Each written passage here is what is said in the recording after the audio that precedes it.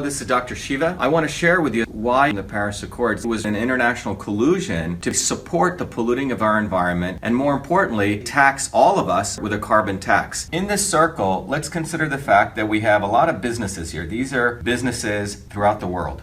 And these businesses, are producing different things. And let's assume these are typically manufacturing businesses. They take resources, raw materials, they process stuff, and out comes products from these businesses, which typically go to the consumer. There are a lot of consumers here. This is, you and me over here. And we buy these products and we pay this company some dollar amount. Now, many of these companies, because of the manufacturing process, do put out CO2 into the environment. Let's call that broadly, pollution. Pollution in the term of CO2, all right? So these are these greenhouse gases that they emit into the atmosphere. This is, let's call it before the Paris Accords.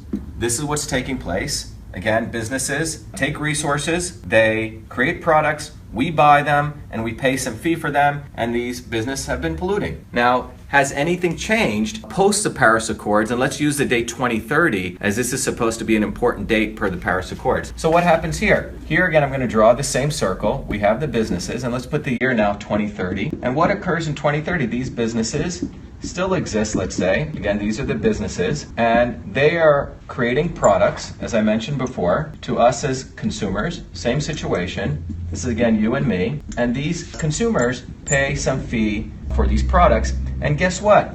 They're still polluting. And I'll give you some numbers on this. In fact, they're polluting a lot more, as we'll see. But something very interesting happens. For the pollution they do, they have to now pay an organization, which I'm going to call, in double quotes, the IPCC. And this group is composed of people like Al Gore, people like the Bushes, many people from the commodities market, essentially a global elite in here, quote unquote scientists. Dollars go in, and these people deliver these people something called carbon credits. And what this allows these companies to do now is to pollute, but in order to pollute, they have to pay this organization a fee, and this organization issues carbon credits. In fact, it gets even more interesting. These carbon credits, if you look at the commodities market, the global commodities market, these carbon credits are bought and sold here on this commodities market to people. And this generates the ability for this group to generate trillions, not billions, let me explain, trillions of dollars in new source of wealth. So these carbon credits were created by this group as a vehicle to essentially charge polluters something, and this group has the potential to make trillions and trillions of dollars. So how did this all happen, and what was the Paris Accords? Well, the front end for this entire organization, by the way, Al Gore substantially, at a certain point, monopolized, had access to a large number of carbon credits, which he had accumulated, and his goal was to have a payday by forcing these businesses in the future, post-2030, to buy these carbon credits. And if you actually look at this, the IPCC's PR, I call it their PR machine, was what we call the Paris Accords. The Paris Accords was really their PR engine to get this out as though everyone needed to get on board. And what the U.S., if you look at the United States here, put the flag here, the U.S. was being forced by the IPCC. By the way, this included establishment Democrats and establishment Republicans, who were essentially telling the U.S. government that it needed to create what we call a green fund. And this green fund, and I'll explain what this was really about, the U.S. was going to have to put $100 billion into this green fund. And what was this $100 billion for? Well, remember, the countries who are polluting really didn't want to be part of this. They didn't really want to be part of the Paris Accords. Why? Because they have to pay fees to the IPCC. So how do you get them to be part of this? So if I do this over here, what I call the influencers of these countries, influencers of countries. So for example, if you take India, China, and you go down the list of what they call about 190 plus countries, remember all these people have influencers, so-called advisors.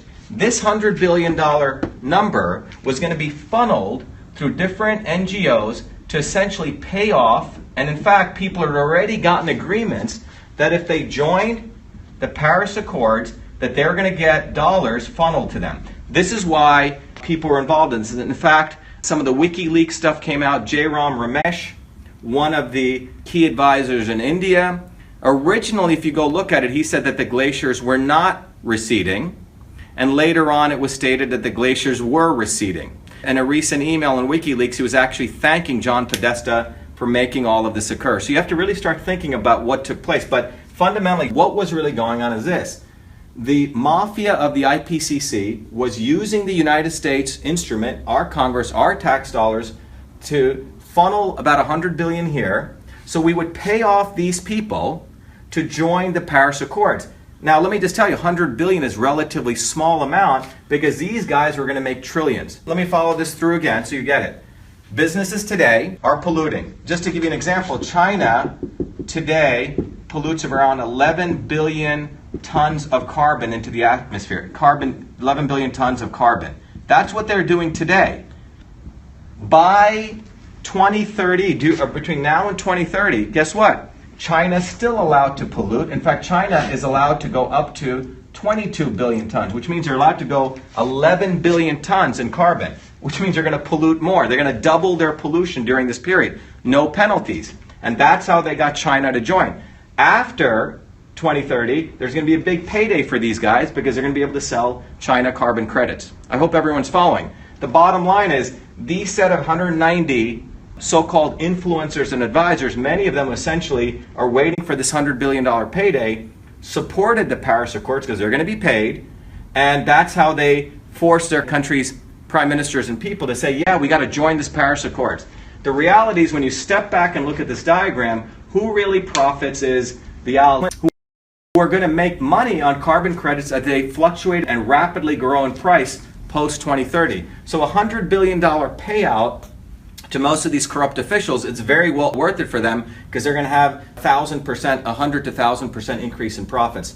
So fundamentally, what this does is makes liberal bourgeois feel good that they're part of the Paris Accords. In fact, the MIT president has said, we have conclusive evidence that temperature has gone up. Let me just make it very clear. Hansen, the guy who came up with this temperature rating at NASA, during the 1950s to 1990, they used what they said was the average temperature, 1998. During that period, that's how they measured the average temperature. And they said the average temperature was 15 degrees Celsius. And they predicted in around 1988, that temperature was going to go up. So again, in 1988, papers are starting to come out saying the average temperature measured between 1950 to 1980 is 15 degrees, and they're saying, temperature is going to rise on the planet Earth. Well, what happens? By 1995, 1996, they find out the temperature actually, in fact, gone down a little bit. It was not going up. And somehow, mysteriously, around 2002, Hansen says, yes, the temperature has gone up.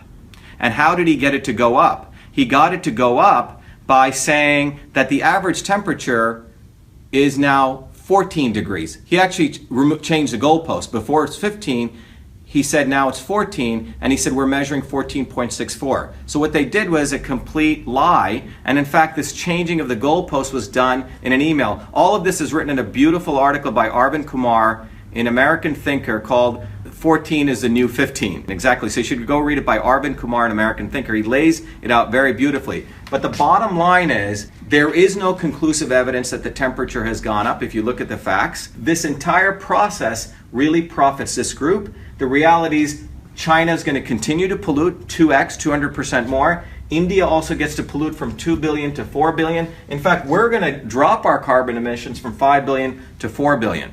So this entire process is really a big racket. So all of us, when I go back to this as a consumer, guess what? In the future, we're actually going to pay more for products.